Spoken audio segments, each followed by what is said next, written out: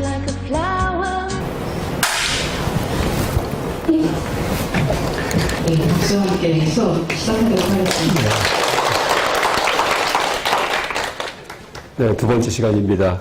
제 강의 제목이 인도 불교와 중간 사상. 지난 시간 이제 전체 중간화 끝까지 한번 개관해드렸고요. 그 다음에 이제 인도 불교 역사에 대해서 쭉 얘기했고, 오늘 부처님의 근본 가르침에 대해서 이제 말씀드릴 텐데, 이제 그 전에 지난 시간 좀 마무리하겠습니다. 뭐 다른 것보다도 불교를 우리가 이제 입문했을 때 제가 아주 간단한 거 한두 가지만 알려드리겠습니다. 그러니까 불교가 다른 종교하고 다른 특징, 또 생활에 쓸 수 있는 지침이 하나 아주 좋은 게 있습니다. 그러니까 지난 시간에 말씀드리기는 했지만은, 약간 이 불교에서는 세상을 고통으로 봅니다. 그러니까 일체계고라는 그런 가르침이 있습니다. 모든 게 고통이다. 되게 잘 이해가 안 됩니다. 왜냐하면 우리가 인간이기 때문에 잘 이해가 안 됩니다. 왜냐하면 인간은 생명의 세계에서 최강의 포식자입니다. 포식자. 남의 고기 잡아먹고 살지 먹힌 적이 없습니다. 그래서 인간 이하의 모든 생명은 반드시 죽을 때 살해당한다. 이렇게 이제 얘기합니다. 그러니까 심지어 사자조차도 사자. 늙으면은 한 보름 전부터 잡아먹지 못합니다. 그래서 비틀비틀거리다가 이제 쓰러지면은 그냥 놔두지 않고 독수리가 뜨고 하이에나가 달려옵니다. 그래서 숨이 끊어질 때는 반드시 사한 채로 목숨이 끊어집니다. 그래서 생명의 세계에서 남의 고기 먹고 살았으면은 내 고기도 먹히는 것이 그게 정상입니다. 근데 오직 인간만은 그 죽은 육신을 땅에 묻습니다. 참으로 대단한 그냥 존재입니다. 또 인간만은 병들어 죽기도 해요. 그러니까 다른 생명이 볼 경우에 야, 참 기가 막히다. 어떻게 저렇게 행복할 수가 있는가. 심지어 병들어 죽습니다. 저 잡아먹히는 게 아니고 심지어 말기 암까지 걸려갖고 죽습니다. 여러분 가장 행복한 죽음이 말기암입니다. 무슨 얘기냐 하면은 자기의 죽음을 예측하기 때문에 내 생을 준비할 수 있습니다. 가장 불행한 죽음이 자다가 죽는 겁니다. 뭐냐 하면은 이제 자기의 내 생을 준비하지 못합니다. 그래서 지금 여러분 이제 세상에서 실제 일어난 일하고 우리의 생명의 세계 전체를 통솔할 때 전혀 다르게 돌아갑니다. 그래서 이제 일체 개고 모든 게 괴로움이다라고 부처님께서 말씀하셨을 때 이해가 잘 안 됐는데 이제 생명 전체를 놓고 볼 때 아 그럴 수 있겠구나 하고 이해가 됩니다.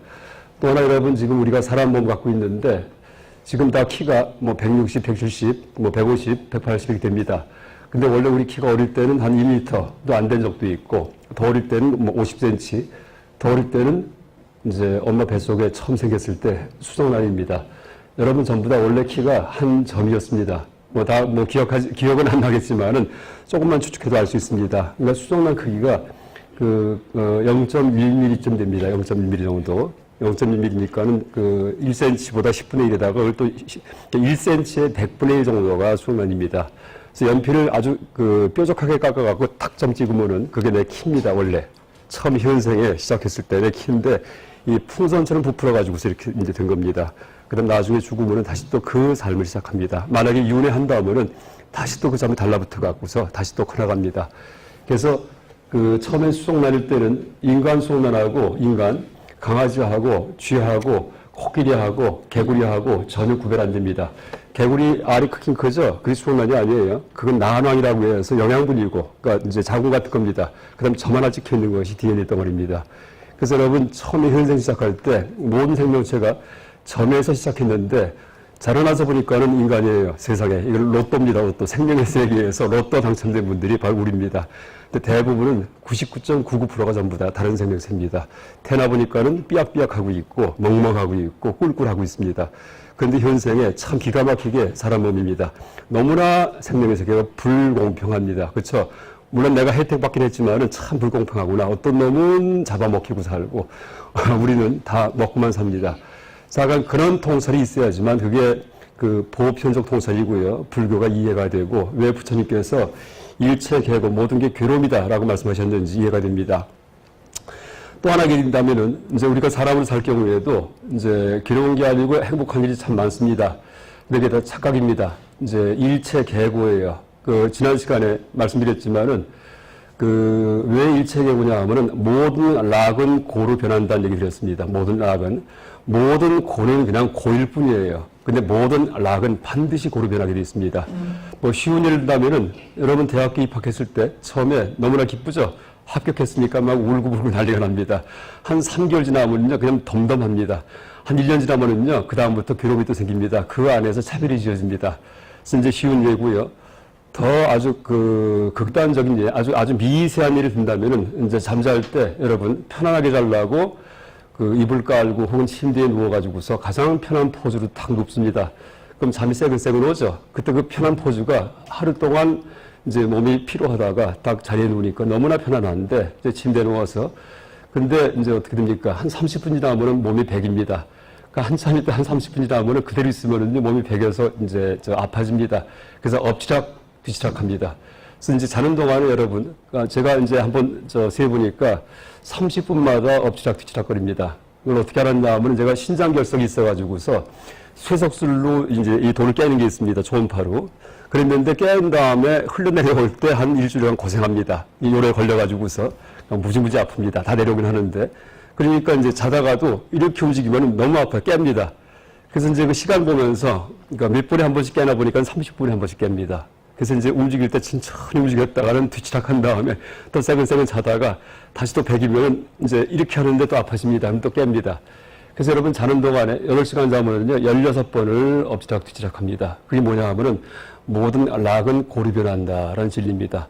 그래서 이제 다른 또 예를 든다면은 쇼펜하우어 한 얘기예요. 쇼펜하우어. 독신 살았는데 어머니가 이제 상당히 쇼펜하우어한테 괴로움을 많이 줬답니다. 그래서 어쩐지 여성에 대한 혐오가 있었는지 이 독신으로 살았는데 뭐라고 얘기하냐면은 이제 불교의 영향을 많이 받은 분인데 옛날 동화는 신데렐라든지 백설공주든지 왕자님 만나가지고서 결혼하느라고 끝난다 그렇게 얘기합니다. 그 다음 얘기는 못한다 그렇게 합니다. 그래서 이제 결혼할 때 그 당시는 너무나 꼴이라서 행복한데 반드시 그건 고루 변하게 되어 있습니다. 그래서 이제 그걸 명심할 경우에 여러분 이제 어떤 행복한 일이 생길 경우에 그걸 항상 경계할 수 있습니다. 이게 얼마까지 갈 것인가. 또 하나 얘기한다면은 이제 내가 이렇게 잘해줬는데 왜 그냥 나한테 뭐 어떻게 하냐고 이럴 필요가 없다는 얘기예요. 잘해준 것은 한 3개월밖에 안 갑니다. 똑같이 할 경우에는 의미가 무의미합니다. 그래서 생활 속에서 이제 행복을 창출하는 것은 자꾸 변화를 줘야 됩니다. 변화 갖다가. 그래야지만 연기합니다. 여러분 밥 먹을 때 이제 가장 맛있는 게 뭘까요? 다 달라요, 사람마다. 어떤 사람은, 어떤 분은 순두부가 참 좋습니다. 근데 그거 한 숟갈, 두 숟갈이지 그것만 먹어보세요. 그다음부터는 물립니다.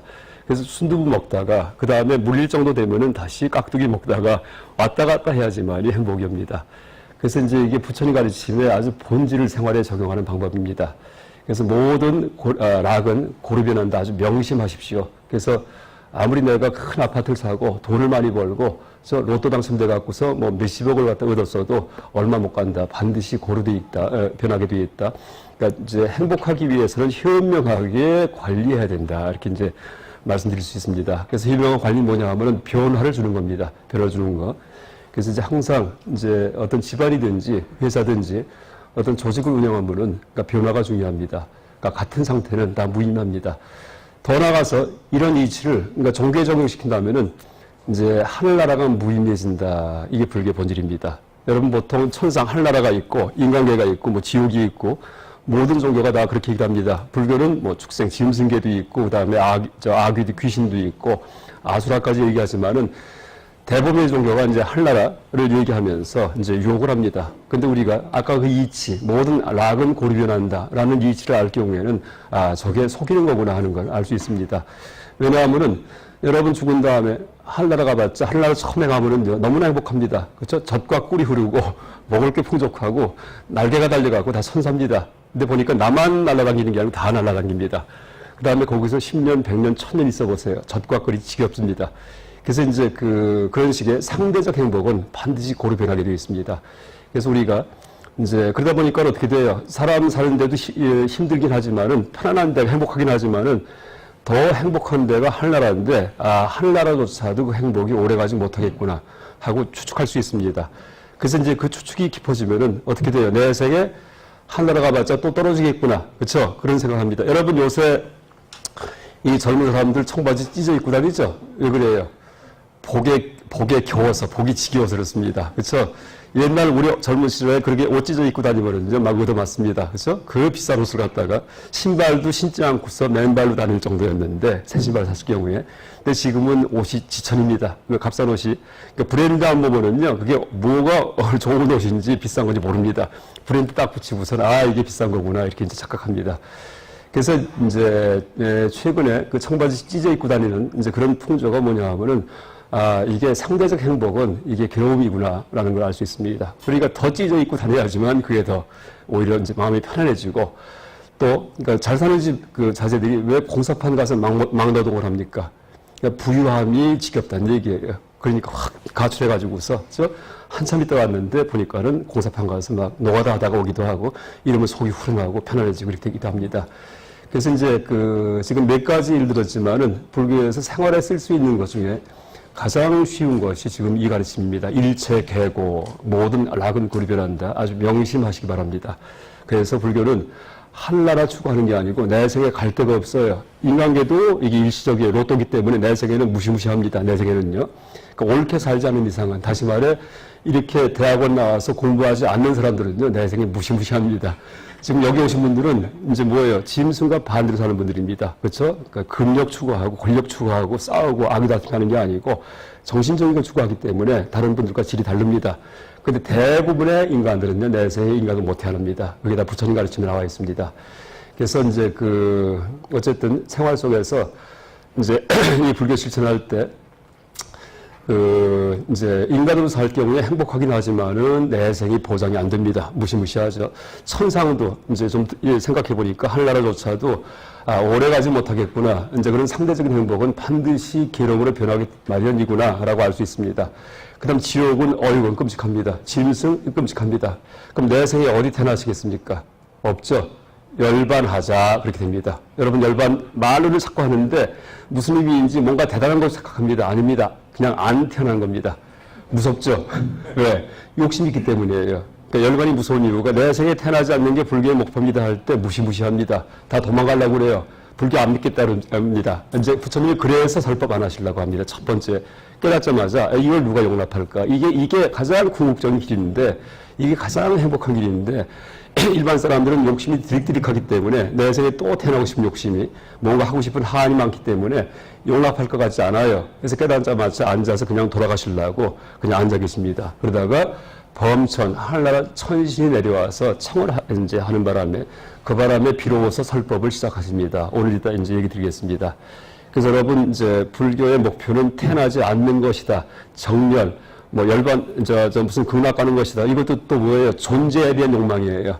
이것도 다 탐욕에 들어갑니다.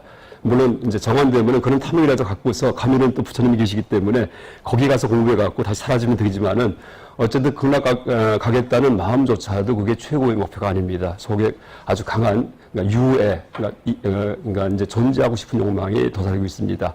그래서 그걸 다 제거했을 때 동물적 욕망 제거하고 탐욕, 분노 이런 것들이죠. 교만, 잘난 채. 그 다음에 유애, 또 태어나고 싶은 욕망 제거하고 이럴 경우에 그 다음에 죽음이 두렵지가 않습니다. 오히려 죽는 순간이 되면은 이제 드디어 쉬는구나, 편안하구나 이렇게 됩니다. 니들은 참 걱정된다 하고 돌아가십니다. 그래서 이제 그렇게 불교의 목표를 설정한 다음에 경전을 보시면은 눈에 다 들어옵니다. 암경이든지 왜 부처님이 이 말씀 하셨는지 너무나 불경이 쉬워집니다. 근데 이제 이 열반 깨달음을 갖다가 이걸 뭔가 대단한 거로다가 착각한 다음에 자꾸 설정할 경우에는요, 뭘 봐도 이해가 안 돼요. 도대체 불교가 뭐가 뭔지 모르겠다. 그렇게 돼버립니다. 그리고 여러분 사라지려면 어떻게 하면 될까요? 사라지려면은 한을 없애야 돼. 한이 뭐예요? 한이 번뇌입니다. 번뇌가 뭐예요? 욕심, 화낸 거, 그 다음에 잘난 척하고 싶은 거, 이게 번뇌입니다. 그러니까 세상에 대해서 잘 모르겠는 거, 그렇죠? 세상이 뭔지 이게 번뇌입니다. 이걸 탐진치만 그렇게 얘기를 합니다. 이걸 제거하면은 감성이 시원하고 한에 맺힌 게 없어요. 그 다음에 인지, 머리가 시원해요. 왜? 세상에 의문이 없어요. 다 알기 때문에. 그래서 이제 죽을 때 죽어도 좋아 이렇게 됩니다. 내 생에 내가 다시 안 태어나겠구나 하는 자각을 합니다. 그런 자각을 해탈지견 이렇게 부릅니다. 이 불문에 나오는 그러니까 기향, 정향, 해향, 해탈향, 해탈지견 향하죠. 해탈했다는 지견, 자각이에요. 내가 합니다. 깨달은 것은. 하여간 이게 불교의 요점이고 지난 시간 인도불교에서 얘기하면서 제가 이제 설명을 드렸지만은 여러분 이 가르침만 가슴에 안고 있으면은 그러니까 세상이 점점점 편해집니다. 근데 아마 조금 좀 서운하고 아쉽고 그럴 수도 있습니다. 왜냐하면은 이제 세상에 얼마나 재밌는 게 많은데 참 떠올려 보면 좋은 거 많았죠. 그렇죠? 근데 실제는 그런 것들이 뭐냐 하면 먹을 때 즐거움이든지 그 다음에 이성을 만나 갖고서 좋은 배우자 이런 즐거움입니다. 다시 말해 식욕 성욕의 즐거움이에요. 근데 실제 식욕 성욕이 즐거움의 원천이기도 하지만은요, 악의 뿌리입니다. 악의 뿌리. 모든 악은 식욕과 성욕에서 나옵니다. 그래서 이제 다시 얘기한다면은 악이 행복의 원천입니다. 악이요. 그러니까 지난 시간에 얘기 드렸어요. 십악을 갖다가 내가 전혀 처벌받지 않고서 마음대로 악을 행하죠. 그러면은 황제입니다. 황제 그런 사람들은요. 아무도 꼼짝 못해요. 미우면은 다 죽여버립니다. 그 다음에 좋으면 다 전부 다 내 배우자 만듭니다. 삼천국력 거느리고 있고. 그 다음에 갖고 싶으면 다 침략해서 뺏어버립니다. 누구예요? 징기스칸 알렉산더 진시황입니다.